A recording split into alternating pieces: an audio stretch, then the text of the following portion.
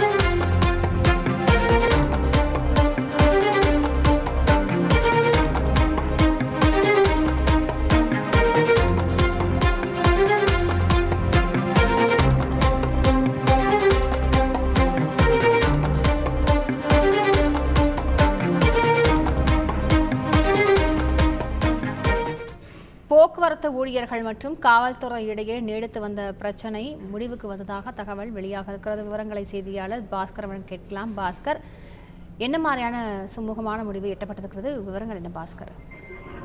உள்துறை அமைச்சரை போக்குவரத்து துறை செயலாளர் பனிந்தர் ரெட்டி சந்தித்த வழியாக போக்குவரத்து காவலர் மூலமாக ஓட்டுநர் மற்றும் நடத்துனர்களுக்கு விதிக்கப்பட்ட அந்த அபராதம் என்பது முடிவுக்கு வந்திருக்கிறது. இந்த பிரச்சனை என்பது காரணம் என்னவென்றால் சீட் பெல்ட் அணியாதது, அதே நேரத்தில் அதிக பயணிகளை நோ பார்க்கிங்ல அரசு பேருந்து நிறுத்தினால் அதுக்கான அபராதங்கள் விதிக்கப்பட்டு வந்தது.